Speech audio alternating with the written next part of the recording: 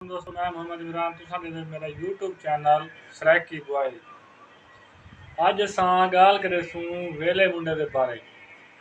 वेले मुंडे को ना तकरीबन असां कोई 2 तो 3 हज़ार कमेंट यानी कि कर चुके हैं फिलहाल की घड़ी तक। लेकिन अफसोस ये चीज़ है कि साकू अज तक रिप्ले कैन मिला एक चीज़ का भी।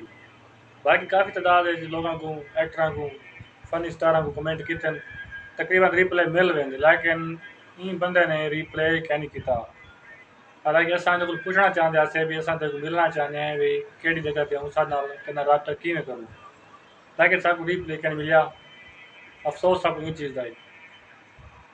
बाकी तुसा दसो ये गाल अच्छी या बुरी है कि वाकई सारे को रिप्ले क्या दिता या सिर्फ साकू रिप्ले क्या मिले। सब तो ये चीज़ का बहुत ज़्यादा दुख लगी रिप्ले ना मिलन का क्योंकि हर आने वाली वीडियो तो कमेंट करें शायद सब रिप्ले मिल गए लेकिन हाल तक रिप्ले मिला क्या नहीं।